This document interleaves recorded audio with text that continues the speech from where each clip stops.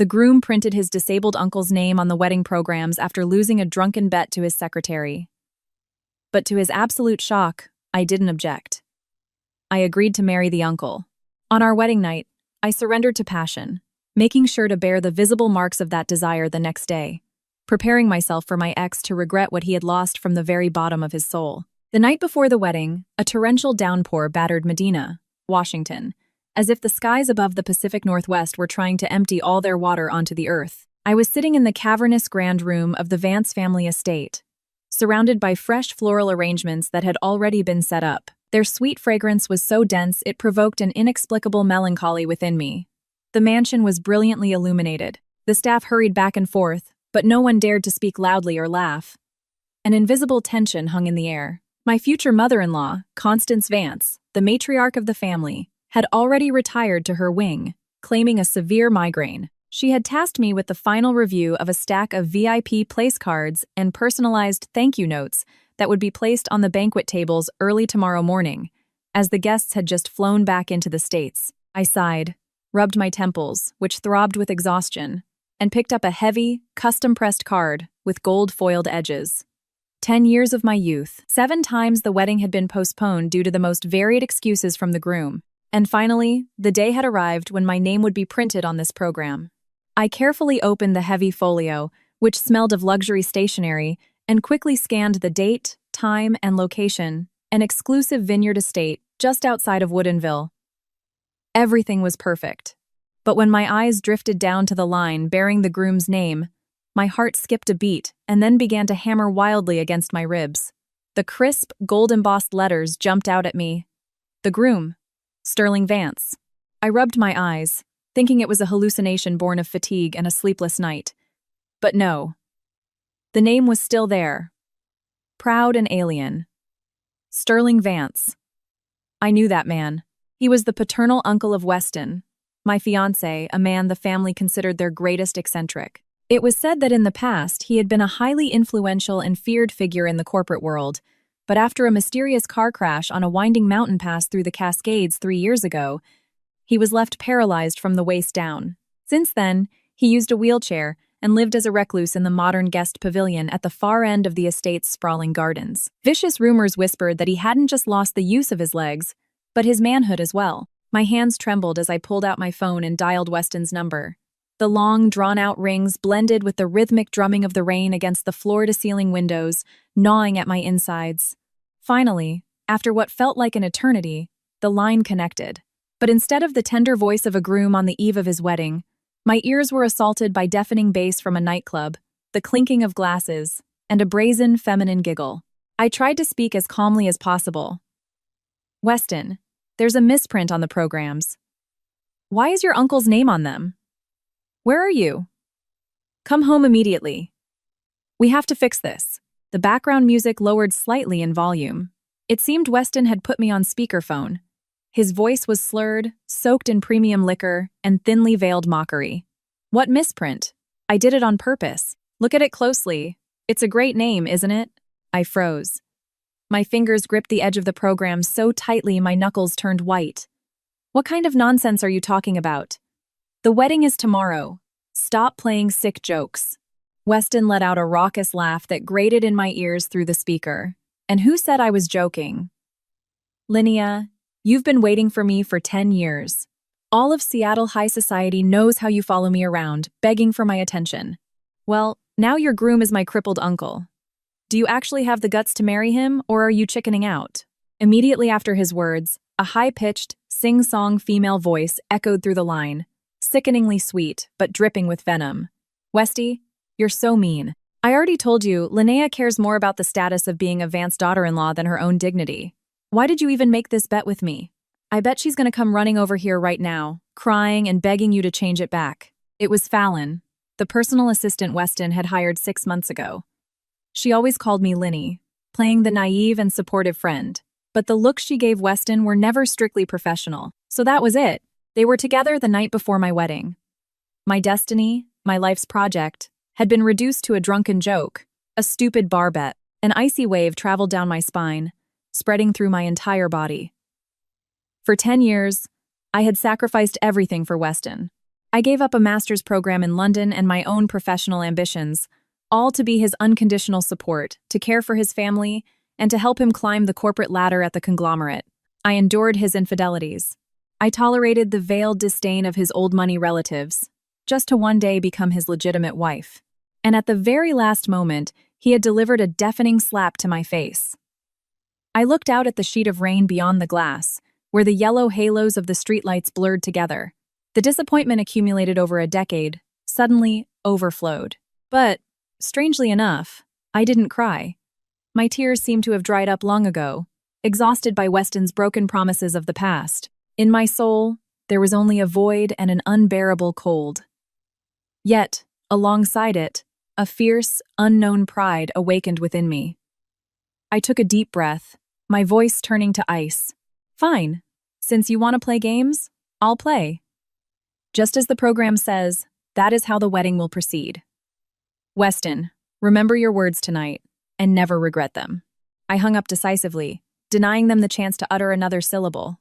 A sepulchral silence reclaimed the room, broken only by the rain, which seemed to beat in time with my shattering heart. About an hour after that fateful call, the engine of a sports car roared and then died in the front courtyard. The golden boy had returned. The heavy, solid oak front door swung open, letting in a gust of frigid, damp wind mixed with the stench of alcohol. Weston stumbled into the foyer. The top 3 buttons of his designer dress shirt were undone, his face flushed from drinking. Behind him, clinging to his arm, was Fallon. She wore an indecently short dress with Weston's suit jacket draped over her shoulders. She held onto his elbow as if terrified of falling, but it was purely a gesture of possessiveness. Seeing me sitting calmly on the leather sofa, neatly stacking the altered programs, the mocking smirk on Weston's face vanished, replaced by obvious irritation. He shoved Fallon slightly and stumbled toward me. "Well, aren't we brave tonight?" he muttered. "I figured you'd be calling my grandmother in a flood of tears by now, or running through the streets looking for me. What are you doing? Folding programs for your future husband? The cripple?" I lifted my head and looked directly into his eyes. There was a time when those eyes were my whole world. I used to see so much tenderness in them during our college days when we first started dating. But now, in those alcohol-clouded irises, I saw only cruelty and narcissism. "You asked for this." I accepted, I replied evenly, not stopping my organization of the cards. "Tomorrow, the wedding will proceed as planned. The groom will simply be someone else." Why would I cry? My response made Weston freeze for a second. He probably never expected me, always so submissive and patient, to display such iron resolve. Fallon, standing by his side, twisted her lips, looking at me with defiant contempt. She tugged petulantly at Weston's sleeve. "Look at her. She probably thinks she's just calling your bluff. Who in their right mind would marry a paraplegic?" "Oh, Westy, my hand feels so empty. Where's that ring you promised to show me?" Weston, as if suddenly remembering something, locked his eyes on my ring finger. There sat a stunning vintage sapphire ring flanked by diamonds, a family heirloom that Constance Vance herself had personally placed in my hand on the day of our engagement. It was the ultimate symbol of status for the future matriarch of the Vance family, an object I treasured more than my own life. "Take the ring off," he ordered sharply. "Fallon wants to try it on. Anyway, you aren't officially a member of this family until tomorrow. That ring doesn't belong to you yet." I felt as if my heart were being crushed in a vice. His audacity breached every boundary of human decency. Demanding his fiancée hand over her engagement ring so his mistress could try it on right in front of her face? Was there a more wretched man on earth? I looked at the ring. The deep blue of the sapphire was pure and immaculate, contrasting sharply with the filth of the situation. I yanked it off my finger and slammed it down onto the cold marble coffee table with a sharp clack. A red indentation was left on my skin. "It's yours. Take it. You can slide it onto her finger." Weston snatched the ring and, with a smug expression, slipped it onto Fallon's hand. Giggling, she held her hand up, admiring it under the light of the crystal chandelier. "Oh, it's gorgeous, Westy. It looks so much better on my pale skin than on Linnea's." I swallowed the lump in my throat, forcing my voice not to shake. "I've returned your ring. Now, where is my vintage silver locket?" "Give it back." That locket was the only thing I had left of my parents, who had died in a tragic car accident. 10 years ago, when Weston was going through a severe depressive episode, I gave it to him as a protective talisman. He had sworn to guard it with his life. Weston paused for a moment, then let out a laugh, as if he'd recalled something hilarious. You mean that cheap, tacky piece of junk? He made a dismissive gesture toward the corner of the grand room. Fallon said it smelled like thrift store garbage and brought bad vibes, so I tossed it in that trash can over there. You threw it in the trash? I repeated, feeling a ringing block my ears. That locket was my parents' soul, the most sacred thing I possessed. Like a madwoman, I lunged toward the large designer wastebasket in the corner, abandoning all decorum and my silk robe. I dropped to my knees and began digging through the garbage with my bare hands. The sour stench of stale alcohol, empty bottles, crumpled napkins stained with lipstick, and other filth hit my face. Wow, look at her.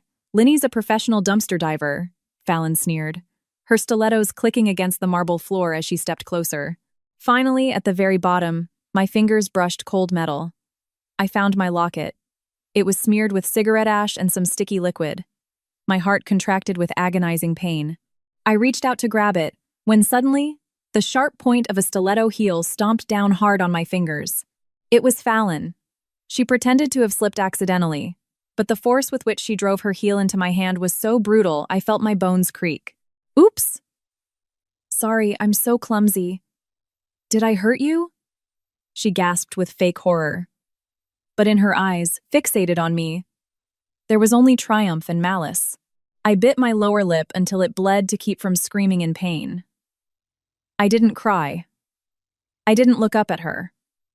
I simply endured the physical agony, while my other hand gripped the soiled locket. In that moment, holding my parents' desecrated relic, my 10 years of love died completely.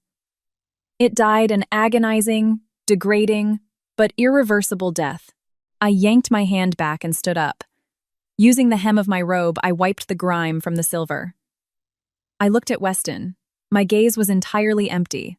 There was no resentment, no love, only the absolute revulsion one feels for a stranger. Weston seemed to perceive the shift. The smile froze on his face, but the typical arrogance of a spoiled rich kid quickly chased away his momentary unease. He had no idea that on this stormy night, he had permanently driven away the woman who had loved him most in the world, with his very own hands. After Weston and his mistress stumbled away, drunk and haughty, toward his wing of the house, I stood alone in the middle of the massive room.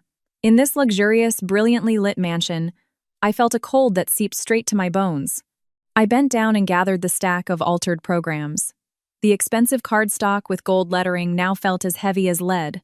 Outside, the rain continued to pour, and distant thunder prophesied new storms in my life.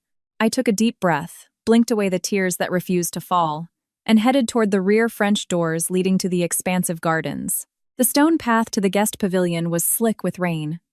On either side, centuries-old evergreens cast pitch-black shadows over the ground, creating a stark contrast to the noisy opulence of the main house. Sterling's residence was secluded and surprisingly quiet. A faint, bitter aroma of medicinal herbs mixed with cedarwood floated in the air, creating an atmosphere of calm and peace, but also of profound mystery. A warm, amber light filtered through a cracked window, illuminating the raindrops bouncing off the wooden porch. I climbed the steps, shook off my wet raincoat, and knocked softly on the door. There was no answer. Only a faint clicking sound came from inside. Taking a risk, I gently pushed the door open. Inside, sitting in a robust, custom-built wooden wheelchair with his back to me, was Sterling. Using tiny shears, he was meticulously trimming the yellowed pine needles of a bonsai tree resting on a tea table. His legs, covered by a thin charcoal blanket, remained motionless. Hearing me enter, Sterling didn't turn immediately. The hand holding the shears continued to move with assured precision. His voice, deep and slightly raspy, resonated with the quiet authority of a man who had survived hell. It's very late. The future bride isn't resting to look radiant tomorrow, but has instead come to visit the cripple.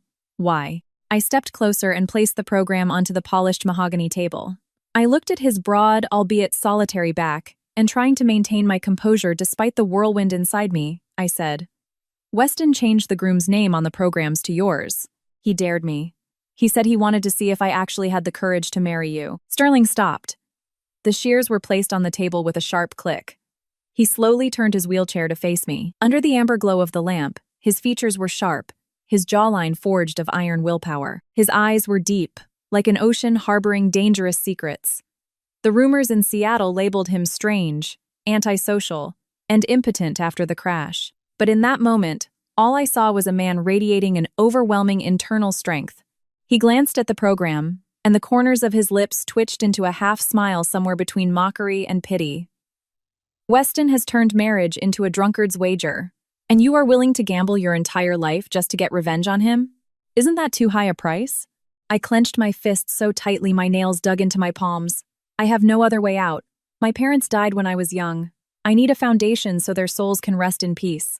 And most importantly, I want to teach Weston a lesson in respect. I accept this marriage. The question is, do you dare to marry me? A heavy silence took over the room, interrupted only by the drumming of rain on the cedar shake roof. Sterling stared at me intensely, as if trying to peer into the darkest depths of my soul. After a long moment, he poured a cup of hot herbal tea and slid it across the table toward me. "Agreed. If you have the nerve to marry a broken man, why should I be afraid? I only fear that you will be the one to regret it later." I took the cup, its heat comforting my freezing hands. And just like that, our pact was sealed. As I turned to leave, my eyes casually swept past the bookshelf behind Sterling. Resting there was a tiny, exquisitely detailed, hand-carved wooden scale model. It depicted an old rustic cabin. My heart dropped. That model, from the stone chimney and the blooming honeysuckle to the old well on the side, was an exact replica of my parents' home in the Cascade Mountains, the one that had been bulldozed 5 years ago to build a luxury resort. That house was a painful memory I would never forget. But Weston didn't even remember what it looked like. Why was this model here, in the uncle's room, a man I had barely ever spoken to? A vague suspicion germinated in my soul, but I didn't dare ask. I nodded a goodbye and hurried back out into the rain, taking this newborn secret with me. The next morning, the rain had stopped, leaving Seattle beneath a canopy of sad, gray clouds. The wedding was taking place in the grandest ballroom of a downtown luxury hotel, where the corporate elite, politicians, and partners of the Vance conglomerate had gathered. The sprawling floral arches, candlelight, and crystal chandeliers failed to mask the growing discomfort in the room. The time for the ceremony had arrived, and the groom was still missing. The guests began to whisper, shooting me curious, pitying glances as I waited alone in the bridal suite. I knew perfectly well that Weston was currently in some boutique hotel on the outskirts of town with Fallon, his phone turned off, reveling in the moment, waiting for me to crawl to him on my knees, begging. He wanted to make me the laughingstock of the city, to trample my pride in front of the world just to feed his ego. My adoptive parents, distant relatives who took me in after my parents died, were pale with worry.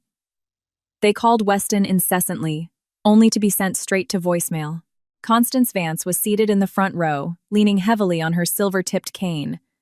Her hand trembled. Her face was petrified with rage, but she forced herself to maintain the dignity required of the clan's matriarch. She knew exactly how low her eldest grandson could sink. Just as the murmurs grew too loud to ignore, the master of ceremonies stepped onto the stage, a sheen of sweat on his forehead. He looked hesitantly toward the wings, took a deep breath, and announced loudly, "Ladies and gentlemen, the time for the solemn ceremony has arrived. Please welcome the bride, Miss Linnea, and the groom, Mr. Sterling Vance." The massive ballroom went dead silent. People looked at each other in utter bewilderment, convinced they had misheard. On the giant LED screen behind the altar, Weston Vance's name vanished, replaced by brilliant, crisp text. Sterling Vance. The towering double doors of the ballroom slowly opened. A spotlight hit the red carpet. Within that halo of light, I appeared in my immaculate white wedding gown. But I wasn't walking on the arm of a groomsman, nor beside a conventional groom. My hands rested firmly on the grips of a wheelchair, in which Sterling was seated. Today, he wore a custom-tailored black tuxedo that fit him flawlessly, emphasizing his broad shoulders and powerful build, even while seated. His hair was impeccably styled, revealing a high, intelligent forehead and eyes as cold and brilliant as winter stars. There was not a single ounce of the insecurity or meekness people usually associate with an invalid. On the contrary, he exuded an aura of power so frigid and commanding that every whisper in the room died instantly. I took a breath and pushed the chair down the aisle. The soft friction of the wheels against the carpet blended with the classical string quartet, creating an almost surreal scene. I felt the stunned, scandalized, and even fearful stares of Weston's relatives as they processed Uncle Sterling in the role of the groom. They couldn't believe their eyes. I felt Sterling's hand reach back and rest over mine, which was trembling slightly on the grip. His warmth transmitted a silent encouragement. "Don't be afraid. Walk with your head held high." I squeezed his hand, lifted my chin, and looked straight ahead. I was no longer that weak girl begging for Weston's love. Today, I was marching into a new battlefield alongside this enigmatic man. We moved through the sea of curious eyes until we reached the altar, where Constance watched us. Her gaze was a chaotic mix of emotions. There was pain, but there also seemed to be a glimmer of profound relief. No one dared to object. Sterling's hidden power within the family, even after 3 years of reclusion, commanded absolute fear and respect. And so, under the stunned gaze of hundreds of guests, this bizarre ceremony took place. I leaned down, took Sterling's large, calloused hand, and slowly slid a simple gold band onto his ring finger. Sterling looked up at me. His deep eyes were as calm as the surface of a lake. Then, he took my hand with equal gentleness and slid a spectacular, flawless diamond ring onto my finger, one he had evidently prepared in secret. Right at the exact moment the ring settled into place and an invisible thread bound our destinies together, the heavy doors of the ballroom burst open with a brutal crash. Everyone jumped and turned around. Standing in the threshold was Weston.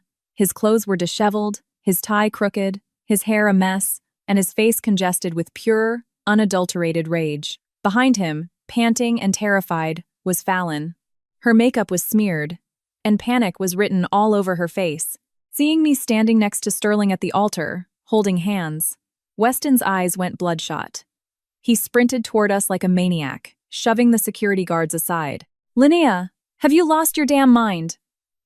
What the hell are you doing?" he roared, his voice cracking with fury. He leaped onto the dais and pointed a finger first at me, then at Sterling. "I am your husband." I changed the name on the program to play a F. "I in joke on you? Do you have no brain? You actually fell for it? How dare you marry him?" I looked at him with absolute frost, the glacial indifference of someone watching a clown at a circus. "Weston, last night you told me yourself to marry your uncle. I merely fulfilled your wishes. Why are you angry now?" My words were gasoline on a fire. Weston lost his mind, shedding his last shred of sanity. He turned to the hundreds of guests watching in shock. To the corporate board members and politicians, his wounded masculinity made him lose total control. He snatched the microphone from the officiant and screamed at the top of his lungs. "Look at this woman. Just to spite me, she's willing to ruin her life. She's willing to marry a cripple. A paraplegic who spends all year glued to a chair. Like my uncle." His voice echoed off the vaulted ceilings. The crowd erupted in gasps, but Weston didn't stop. He let out a deranged laugh, pointing at Sterling, who remained seated, utterly unbothered. "Do you plan on spending your life as a living widow, Linnea? Our whole family knows that since the crash, my uncle is impotent. He's not even a man anymore. Did you marry him just to be a decoration? Or do you plan on cheating on him behind his back?" Weston's words were a bucket of raw sewage dumped over the entire Vance bloodline. Extremely delicate subjects, malicious rumors that people previously only dared whisper in shadows, were now being broadcast by the grandson in front of Seattle's highest society. Constance, seated in the front, clutched her chest. Her face turned chalk white. The family elders turned purple with shame. I looked at Sterling. He was sitting with his back perfectly straight. His face betrayed neither anger nor humiliation, but I saw his hand on the armrest slowly curl into a fist. The veins on the back of his hand bulged. His silence in that moment was far more terrifying than any scream. Fallon, who had shrunk into a corner of the stage, went pale.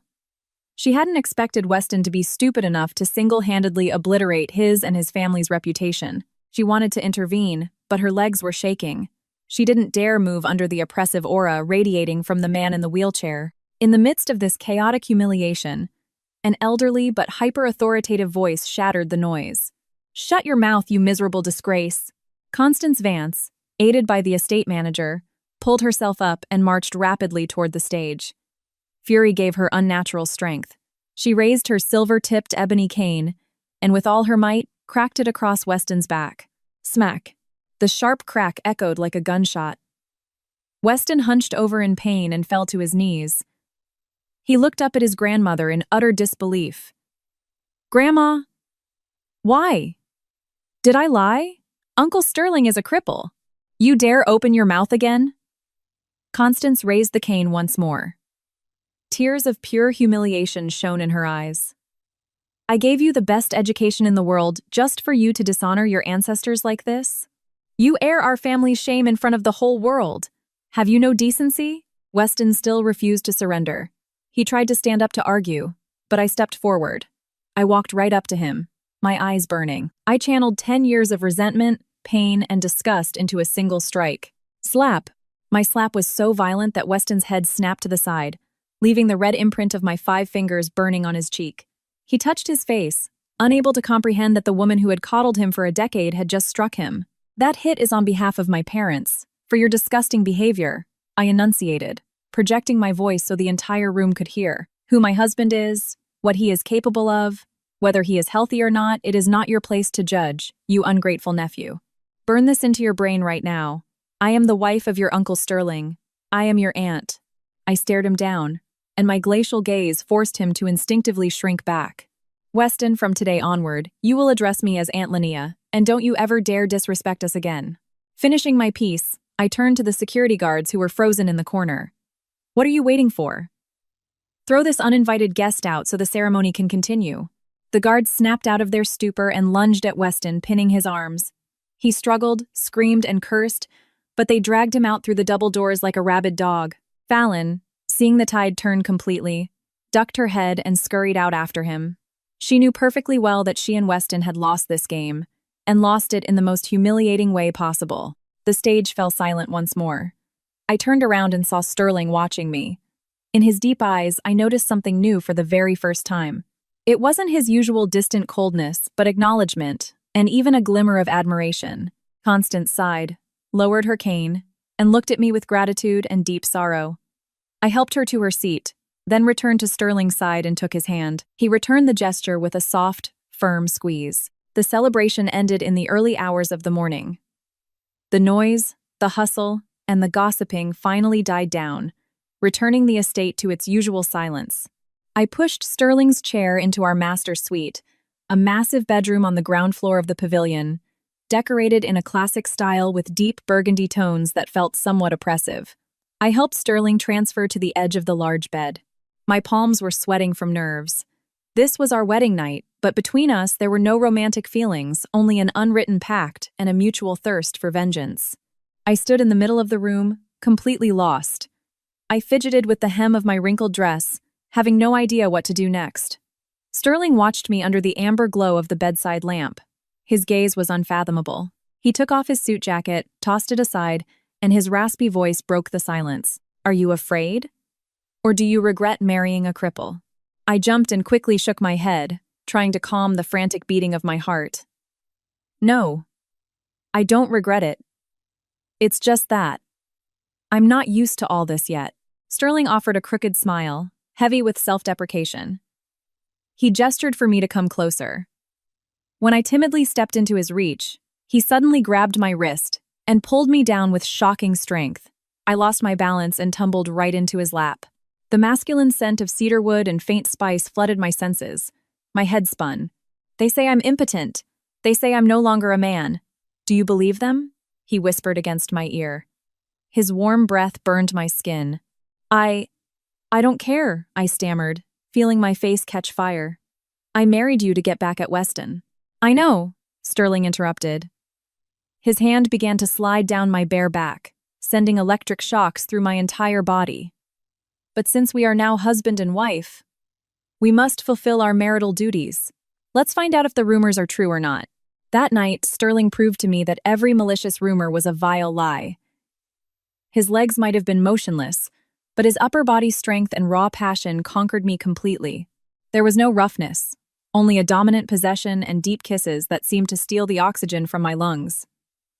In the haze of passion, I realized this man was nowhere near as weak as he pretended to be. He was like a slumbering predator, simply biding his time. Toward dawn, when Sterling was fast asleep, I lay there completely exhausted, but unable to close my eyes. Strange feelings and thoughts about the future gave me no peace. Suddenly, Sterling's phone vibrated on the nightstand. He woke up instantly.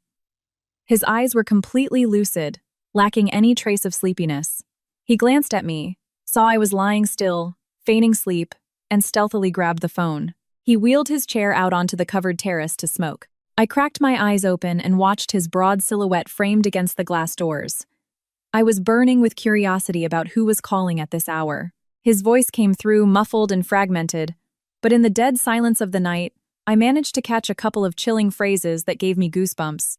Archive the file on the crash. Not a single trace. The fish will take the bait soon.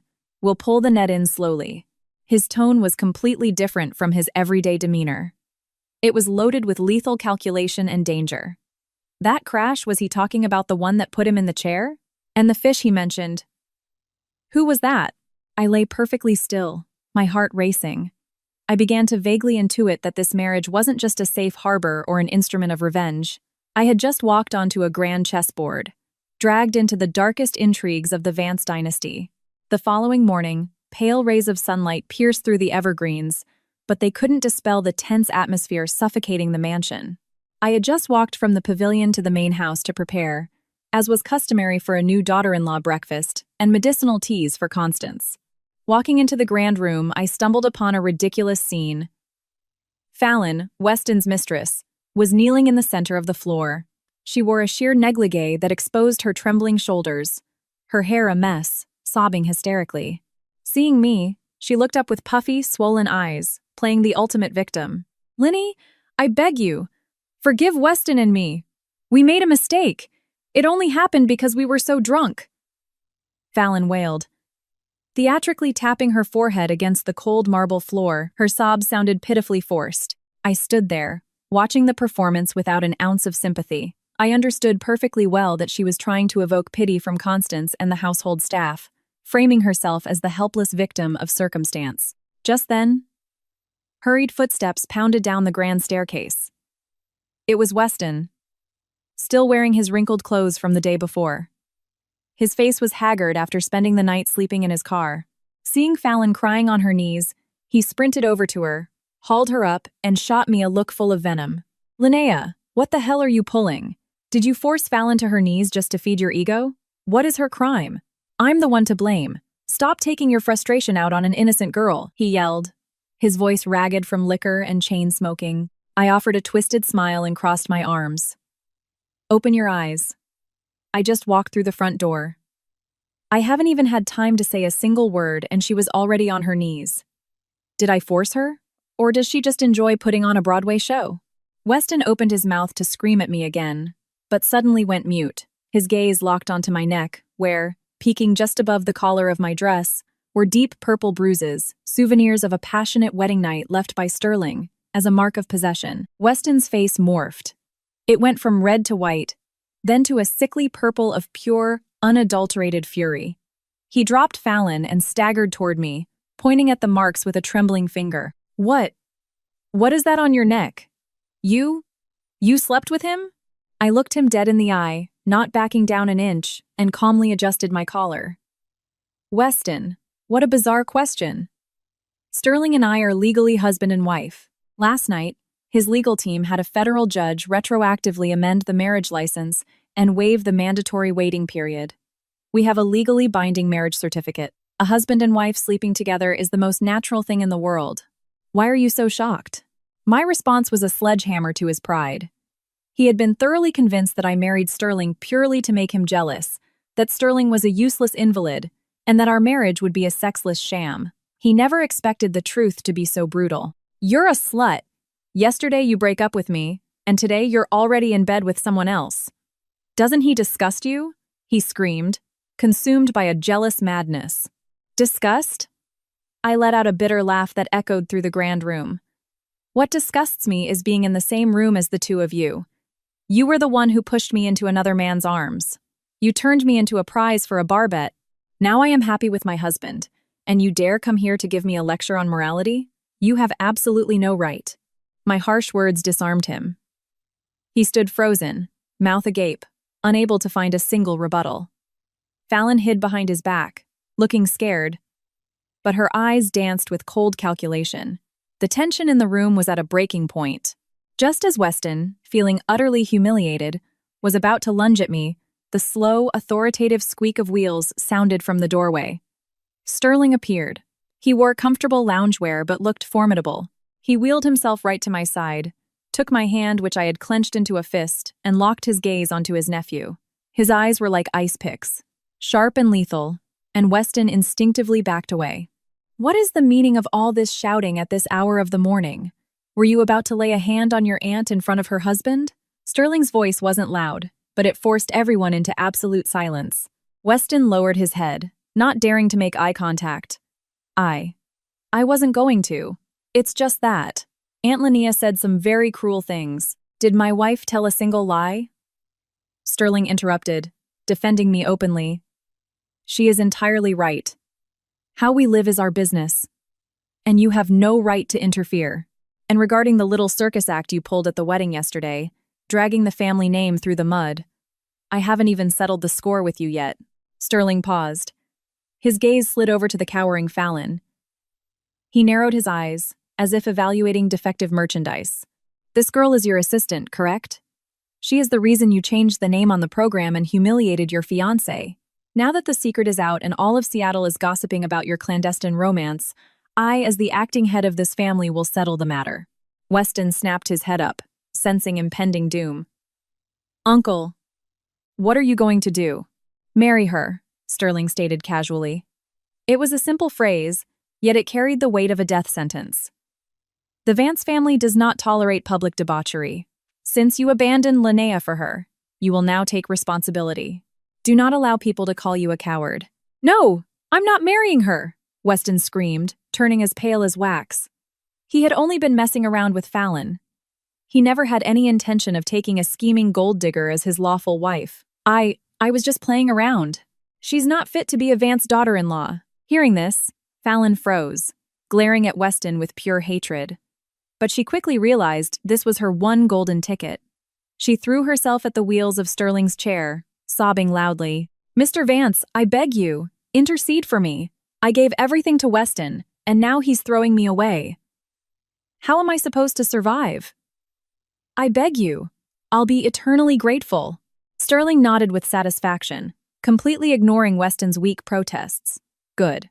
The family's reputation is damaged enough. I will inform my mother, and next week we will arrange a small, private civil ceremony for you two. Consider it the funeral of your honor. Uncle, you can't force me. I'm the eldest grandson. Weston yelled in desperation. Precisely because you are the eldest grandson, you must set an example, Sterling finalized.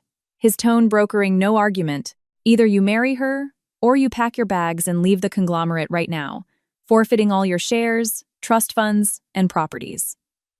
Your choice. Weston stood paralyzed. His arms fell limply to his sides.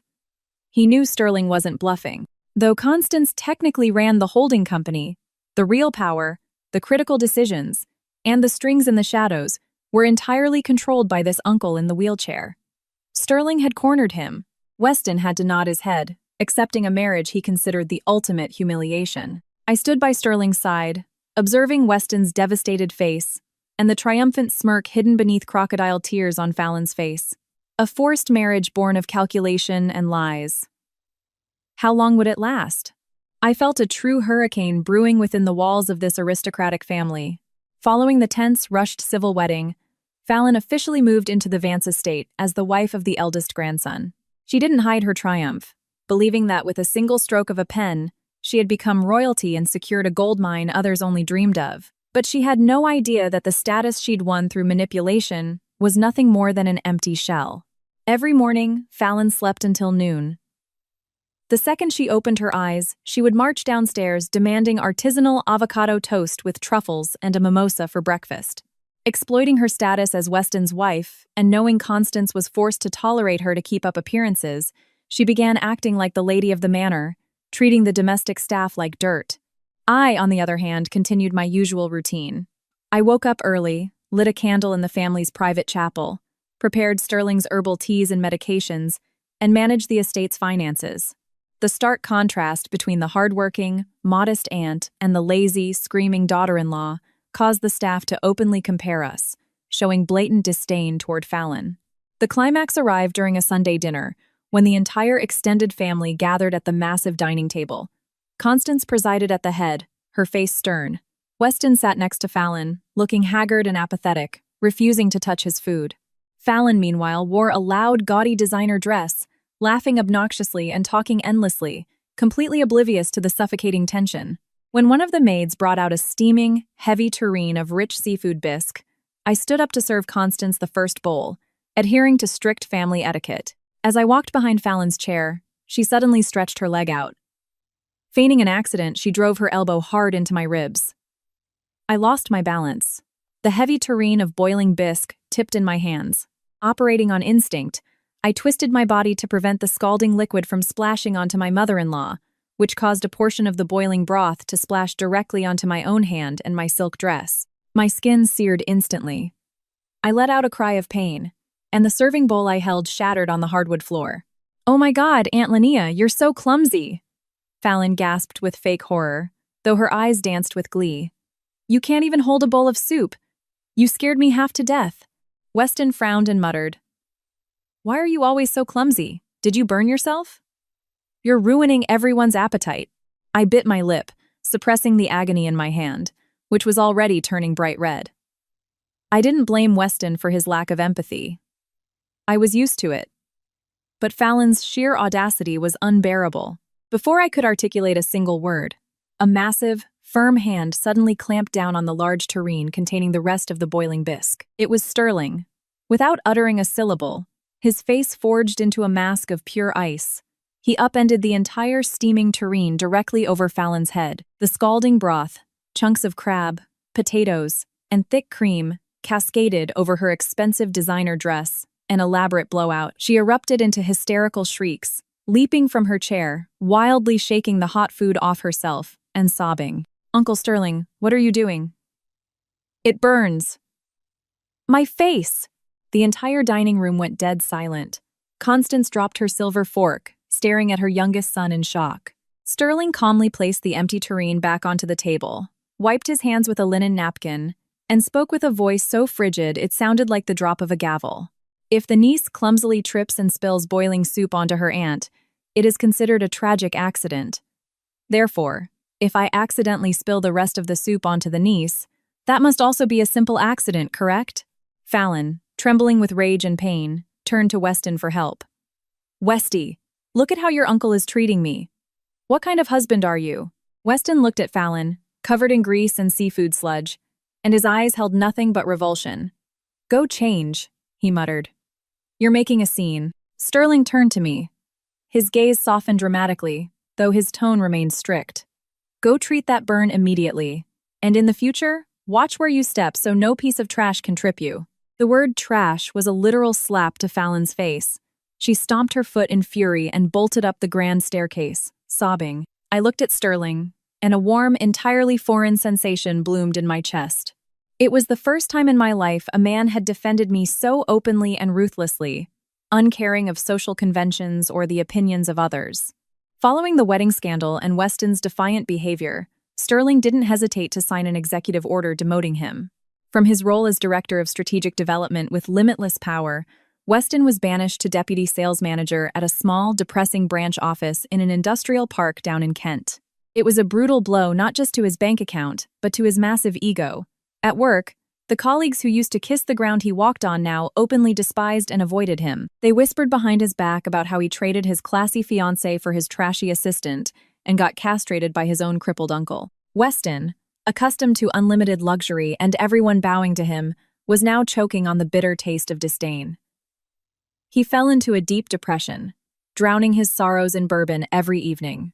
One afternoon, while I was pruning the rose bushes near the guest pavilion, I saw Weston return from work. He was no longer driving the luxury Porsche that Sterling had confiscated. Instead, he pulled up in a beat-up company fleet sedan. He stumbled into the courtyard. His tie was loose, his shirt wrinkled. The moment he set foot inside the main house, Fallon's shrill voice pierced the air. "You're finally back. Where is your paycheck for this month? I asked you for money to go to the spa in Aspen with my friends. Living like a peasant is ruining my skin, Weston replied with extreme exhaustion. I was demoted. My salary got slashed. Where am I supposed to pull money for Aspen from? Stop spending cash like water. Excuse me, Fallon shrieked. You are the eldest grandson of the Vance family, and you can't even treat your wife? If I had known this, I would have married a taxi driver. You're useless. Shut your damn mouth, Weston roared. His scream was full of impotence and profound regret. I was hidden behind the tall hedges, watching the fight in silence. Weston collapsed onto the stone steps of the porch, burying his face in his hands. His expression held indescribable anguish. He was likely remembering the past, when he used to come home exhausted and I would greet him with a cold drink, run a bath for him, and ask about his day with genuine affection. I never demanded money. I never threw anything in his face. He looked up, and our eyes accidentally met through the leaves.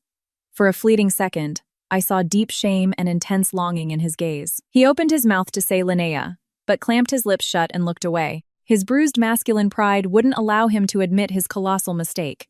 He was thirsty, and out of habit, he reached toward the small patio table, which was empty. Fallon, who was aggressively filing her nails, sneered. You thirsty? Get it yourself. I'm not your maid. Weston offered a bitter smile. He looked over to where I was standing, watching me dutifully carry a silver tray with hot tea and medication toward the pavilion for Sterling. Comparing his cruel reality to his placid past was like driving 1,000 needles into his heart. He had traded a diamond for a piece of coal that was now actively destroying his life.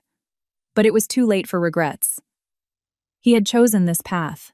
The family storms had yet to settle when a new disaster struck. One morning, screams and crying echoed from Constance's master suite. Sterling and I rushed over. The room was total chaos. My mother-in-law sat on the edge of her bed, pale as a ghost, pointing a trembling finger at an open mahogany jewelry box. My black pearl necklace is gone, the one Sterling's father gave me for our 40th anniversary. It's been stolen. Fallon stood in the middle of the room, hands on her hips, pointing a manicured finger at Maria, the head housekeeper, who was on her knees crying. I bet it was you. You're the only one who cleans Grandma's room. Confess, where did you hide it? I'm calling the police right now. Maria shook her head, tears streaming down her face. I didn't do it, Mrs. Fallon. I've worked here for 15 years. I have never touched what isn't mine. It wasn't me. I stepped in and scanned the room. That necklace was worth hundreds of thousands of dollars. Constance kept it in a small wall safe by her bed, and she always carried the key on her person. Whoever stole it had to be someone from the inner circle, someone who knew where the spare key was kept or had watched her for a long time. I looked at Fallon. She was being incredibly aggressive, loudly accusing the maid, but her eyes constantly darted away from her mother-in-law. And what was even stranger, her left hand kept nervously playing with the ring finger of her right hand. I looked closer and saw a faint pale line on that finger, the kind you get when you take off a ring you wear constantly. I remembered perfectly well that during breakfast just hours ago, she was wearing her massive diamond wedding ring. Why had she taken it off? And why was she sweating when the AC was set to 68 degrees? Sterling observed everything from his wheelchair in absolute silence. He didn't rush to conclusions. Mother, calm down, he said smoothly. We will conduct an internal investigation. No one in this house will go unpunished. Hearing this, Fallon flinched, her voice pitching even higher to mask her panic. What's there to investigate, Uncle Sterling? It's obvious the maid did it. Fire her and the problem is solved. I watched Fallon, and my suspicions solidified. Weston's salary had been slashed. Fallon was used to a hyper-luxurious lifestyle, and lately, I had overheard her arguing on the phone in secret, demanding money. It was highly probable she resorted to theft out of sheer desperation. But I had no proof. If I said anything now, she would deny it and accuse me of defamation. I had learned patience from Sterling. To catch a fox, you have to wait for it to show its tail. That night, when everyone left the main house, I discreetly installed a micro-camera disguised as a decorative button on the bookshelf in the parlor where Fallon usually took her private calls, and another in the hallway leading to her and Weston's wing. I was no detective, but the ruthless, backstabbing life of this family had forced me to arm myself. I would wait until she revealed her true, greedy nature. That evening, the rain returned. The autumn storms in Seattle bring a damp cold that pierces right through your clothes. I was reading in bed and noticed Sterling tossing and turning. His forehead was beaded with cold sweat, his legs suffered minor spasms, and his face contorted in pain. I knew that the plummeting barometric pressure made the agonizing nerve damage from his crash flare up. I got up quietly. I grabbed a warming analgesic ointment and a hot water bottle. Carefully, I rolled up his pajama pants. His legs, once heavily muscled and strong, were now slightly atrophied and covered in horrific, jagged surgical scars. I squeezed the ointment onto my palms, rubbed them together to generate heat, and began to massage his calves. It was a technique an old physical therapist had taught me. Sterling relaxed, his breathing evening out. He stared at me intently, and in his gaze, not a trace of his usual icy armor remained. "Don't these legs disgust you? They're hideous, aren't they?" he asked, his voice thick with gravel. I shook my head, never stopping the massage. "They don't disgust me. They are proof of how hard you fought for your life. Surviving it all is a miracle." Sterling fell silent for a long time. 3 years ago. "It wasn't a simple accident," he began, his voice heavy with sorrow. "That night, I had a briefcase in the car containing proof of massive embezzlement and kickbacks regarding the conglomerate's commercial real estate developments. Several board members were implicated, including Weston's late father, my own older brother. My hands stopped dead. On the mountain pass, my brakes failed. I tried to control the car, but it was impossible. As I plummeted down the ravine, I thought it was the end. But fate played a cruel joke on me. I didn't die. I only lost the use of my legs." He offered a bleak smile. "When I woke up in the hospital, I discovered the brake lines had been deliberately severed. They wanted to kill me to destroy the evidence. But I survived." "And do you know who did it?" I asked, my voice trembling. "I know. But I don't have direct, concrete proof against the mastermind." So, I played the part of the helpless, broken cripple and retreated into the shadows, so they would lower their guard. "I've been waiting 3 years for the perfect moment to flip the board." He reached out and took my hand. "When I married you, it was a calculated move. You were one of Weston's victims. You were the missing piece of the puzzle regarding that old real estate project they bulldozed your parents' home for. But, Linnea, these past few days with your care, I feel like I owe you a debt I can never repay." I looked into his eyes and felt the crushing weight of the pain and isolation he had endured for 3 years behind a mask of ice. It turned out the luxurious life of this aristocratic family was cemented on blood and betrayal, and I, who used to be an outsider, was now entirely entangled in his life, sharing his pain and his danger. "We are husband and wife," I said softly, resting my head against his broad shoulder. "What debts are you talking about? If you trust me, I will walk with you to the very end." The freezing, rainy night suddenly felt wonderfully warm. 2 people, 2 wounded souls, had found absolute refuge in one another. The following afternoon, when the Seattle sky briefly cleared, Sterling left for an intensive physical therapy session. The pavilion felt empty without him. I went out to the gardens to clip some fresh rosemary for dinner. As I was crouching, pruning the sprigs, I heard footsteps crunching on the gravel behind me. Assuming it was the maid, I didn't turn around. "Maria, bring me a basket, please." No response. Suddenly, a hand clamped down on my wrist and yanked me to my feet. I gasped, nearly dropping the shears. It was Weston. He was unshaven, with dark, bruised-looking bags under his eyes, wearing a crumpled office suit. He reeked of stale bourbon. He looked at me with bloodshot eyes, swimming with desperation and begging. "Linnea, don't avoid me. I'm falling apart," he whispered, his voice cracking. I ripped my arm out of his grip and took 2 steps back. "Nephew, I told you to call me Aunt Linnea. Your Uncle Sterling isn't home. What are you doing out here? Don't give the staff reasons to gossip." "What the hell, Aunt Linnea?" he shouted, but immediately lowered his voice, terrified of being overheard from the house. "Stop acting. I know you hate me. I know you only married my uncle to get revenge. But Linnea, I get it now. I realized my mistake. Living with Fallon is a living hell. She's not a human being. She's a blood-sucking parasite." He began to ramble, complaining about how lazy Fallon was, how she blew through his dwindling bank account, how she disrespected his grandmother. He said he missed my home-cooked meals, his perfectly ironed shirts, my tenderness, and my infinite patience. I regret it so much, Linnea. I still love you. Let's start over. Leave my uncle. He's a cripple. He can never make you happy. We'll leave the state. I'll give you everything. He said this while lunging forward to embrace me. I coldly raised the heavy pruning shears, pointing the sharp blades directly at his chest. The violent gesture made him freeze in his tracks. I looked him dead in the eyes. Weston, you say you love me? No, you don't love me. You love the feeling of having someone serve you unconditionally. You don't regret losing the person who loved you. You regret losing your free maid.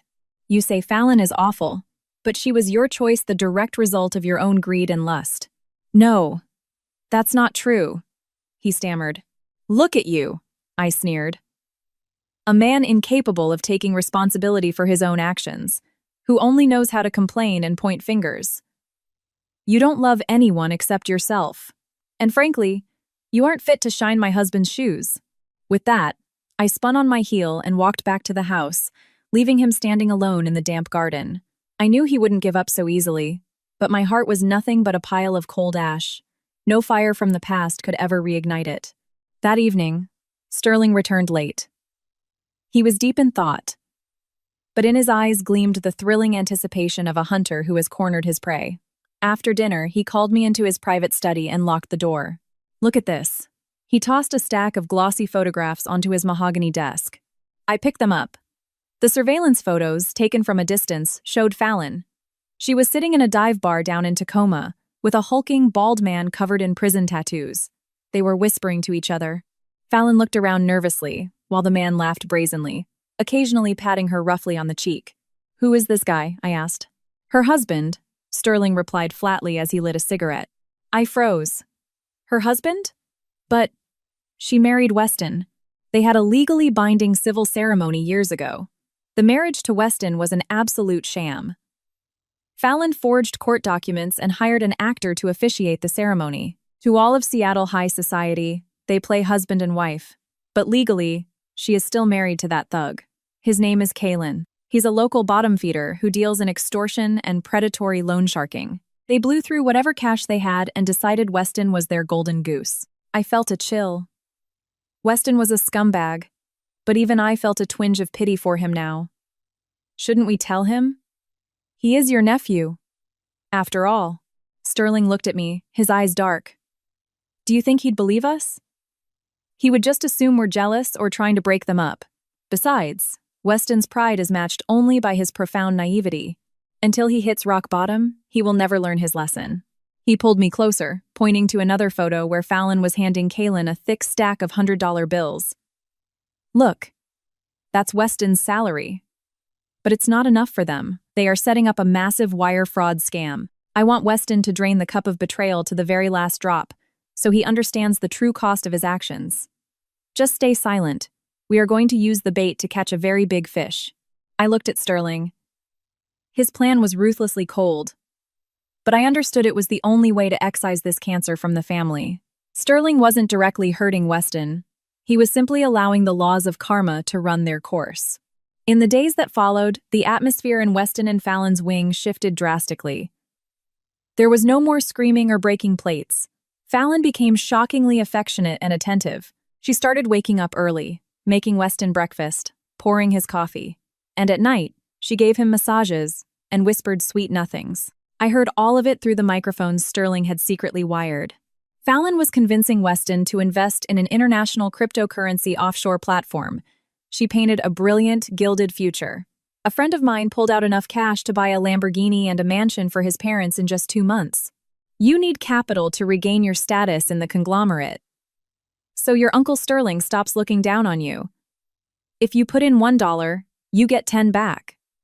You'll have everything you want. Initially, Weston hesitated, but his wounded pride and his desperate thirst to prove his worth to the family overpowered his reason. He needed money, millions of it, to slam the door in the faces of everyone who despised him. And the elite financial advisor Fallon introduced him to over Zoom was none other than Kalen, her actual husband, posing as a wildly successful offshore broker.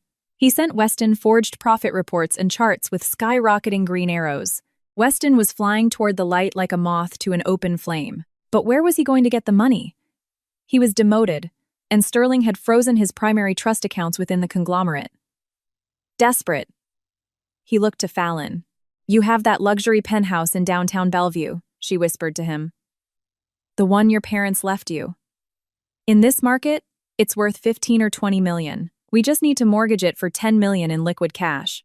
We run the crypto play for 1 week, pull out the massive profits, and pay off the loan. Nobody will ever know." That penthouse was the absolute last safety net his parents had left him. But blinded by ambition, Weston snuck into his mother's safe, stole the property deed, and used it to secure an express shadow loan of $3 million not from a reputable bank, but from a syndicate of underground loan sharks Kaylin recommended. The syndicate wired the entire capital directly into the Ghost platform in the Cayman Islands. That very afternoon, Weston arrived home, his eyes gleaming with manic excitement, completely unaware he had just signed his own death warrant. Fallon looked at the successful transfer notification on his phone with a radiant smile on her lips, but her eyes remained as cold as a viper's. Just 3 days after Weston dumped $3 million into the Ghost exchange, the disaster detonated. In the morning, on the day he was supposedly going to withdraw his first massive dividend, he eagerly opened the app on his phone. But the screen flashed a bold red error. Connection to server lost. Account locked for maintenance. He broke out in a cold sweat. He tried logging in over and over, to no avail. He frantically called his broker, Kaylin, but the number was disconnected. He ran out to find Fallon, but she wasn't in the house. A sickening dread seized him. He took the stairs 2 at a time and ripped open Fallon's massive walk-in closet. Empty. All her designer clothes, her Birkin bags, the expensive jewelry he had bought her, and even the black pearls stolen from his grandmother. Everything was gone. The only things left on the floor were a couple of cheap bathrobes. Weston turned to stone. He began dialing Fallon's number obsessively. After dozens of rings, she finally answered. But instead of her sweet, loving voice, he heard a mocking, triumphant laugh.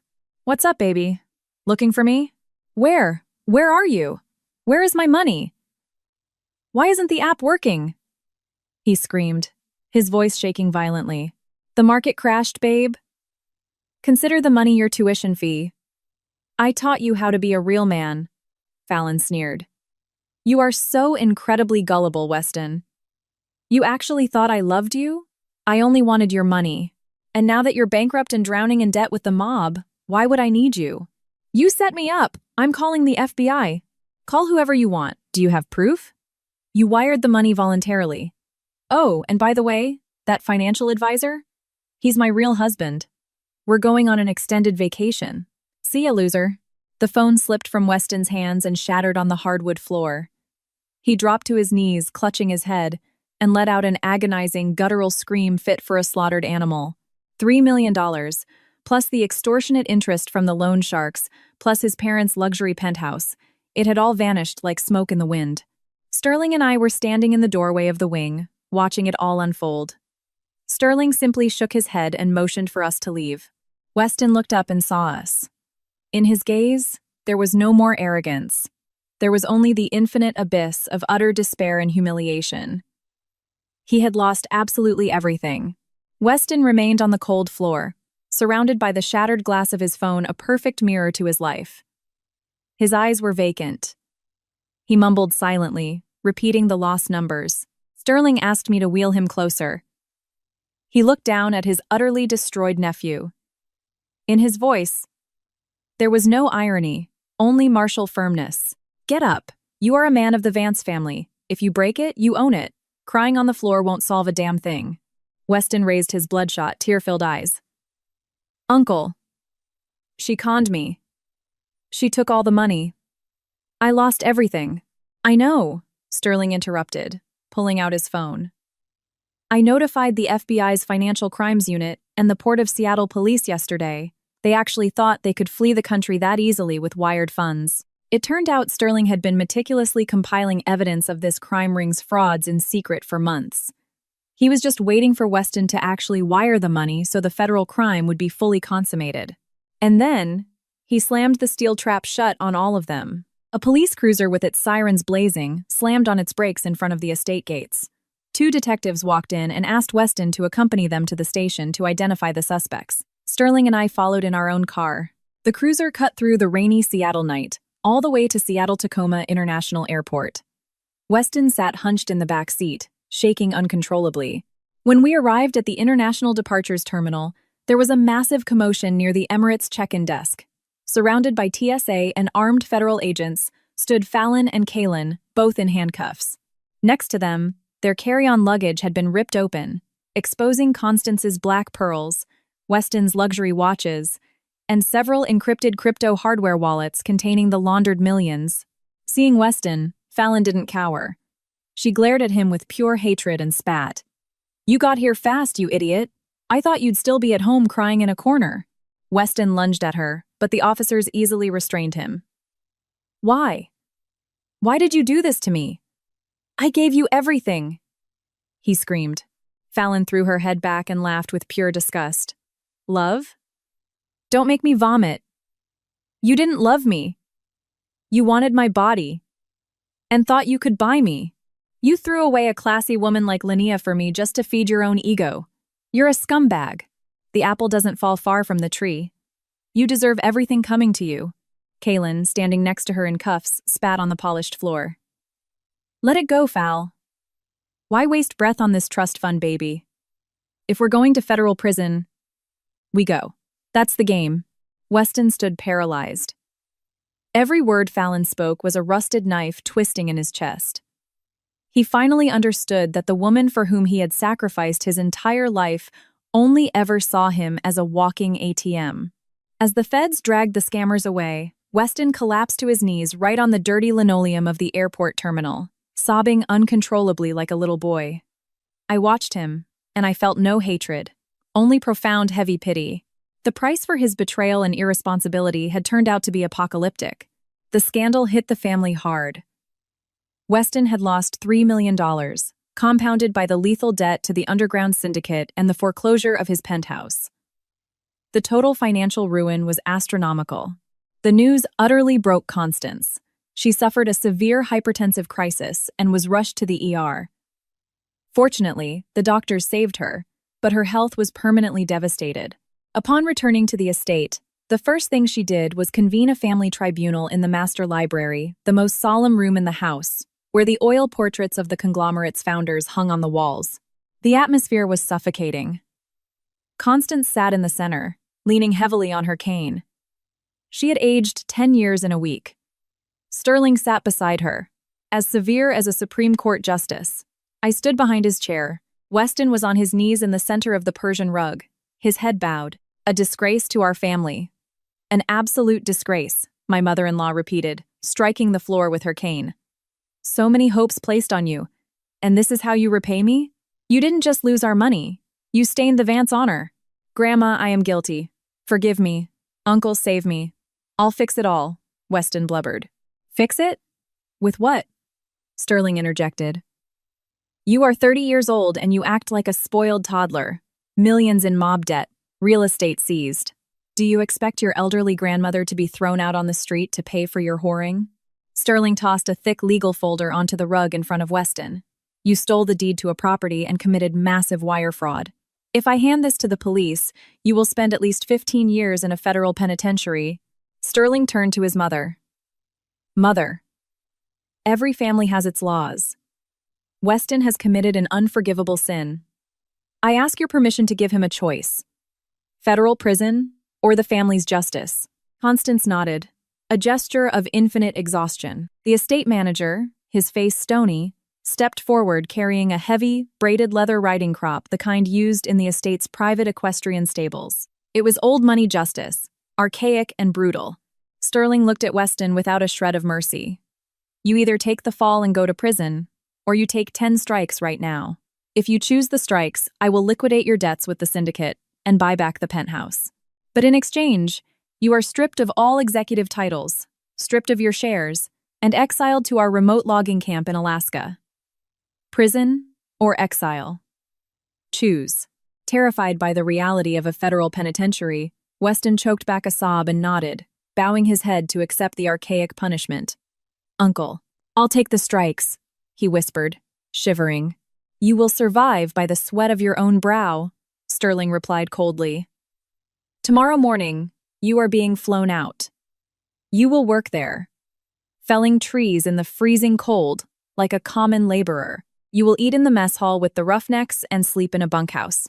You will be paid minimum wage. When you reform yourself, learn the value of $1, and understand the meaning of responsibility. Then we will see. Weston crumbled completely. Going from the golden playboy of Seattle to a lumberjack in the frozen hell of Alaska, it was worse than death. But he didn't dare argue. Crack. The sound of leather tearing through the air echoed in the mahogany library. Weston bit down hard, enduring the brutal physical punishment without making a single sound. That was the toll he paid for his monumental stupidity. After Weston was exiled to the frozen wilderness of Alaska, true peace finally returned to the estate. Constance stepped back entirely from the business, handing full control of the corporate empire over to Sterling and me. Our lives flowed serenely and beautifully. Every morning, we strolled through the gardens together. I planted new flowers, added koi to the pond, and transformed that isolated pavilion into a warm, inviting home. And most importantly, Sterling's health began to rapidly improve.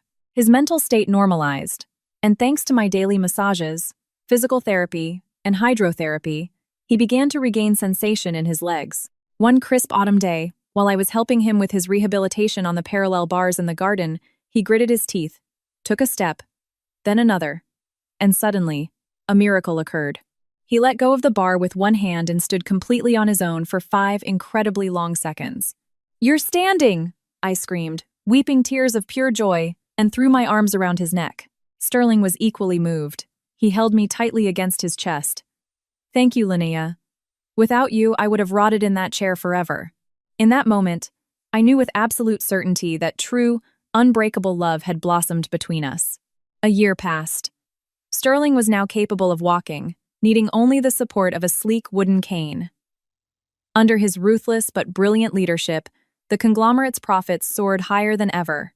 With the conglomerate finally entirely under his control, Sterling closed the net he had been weaving for 3 years. He handed over an ironclad dossier to the FBI, containing proof of the real estate embezzlement and the exact mechanic hired to sever his brake lines. Within 48 hours, 3 senior board members, the true masterminds who had conspired with Weston's late father, were arrested by federal agents without bail. The blood debt of the past was finally settled. One winter night, the phone rang. The corporate manager for the Northern Territories sounded pale even through the line. "Sir, there's been a tragedy at the Alaskan logging camp with Mr. Weston." It turned out Weston, in a drunken brawl with some hardened local loggers at a dive bar, had been thrown off a high ravine. He was airlifted to a regional hospital in critical condition, in a deep coma. Sterling flew up there immediately. A few weeks later, a medical transport brought Weston back to Seattle. There was nothing left of the handsome, arrogant heir. He was a frail, broken shell of a man. He had been permanently paralyzed from the waist down. Fate had played a macabre, poetic joke on him. He, who had so viciously mocked and despised his uncle for being a cripple, was now confined to a wheelchair for the rest of his life, while the uncle he humiliated stood tall and firm on his own 2 feet. Life moved forward. Shortly after, I discovered I was pregnant. The 2 pink lines on the pregnancy test became the ultimate symbol of absolute joy for me. When I gave the news to Sterling, that stoic, unbreakable titan of a man, he wept openly. Constance was ecstatic. The family, the real family I had always dreamed of, was finally a reality. When the time came, our son was born, the spitting image of his father. In the maternity ward, while Sterling held our newborn in his arms, and I looked at them with overwhelming love, I glanced down the hallway.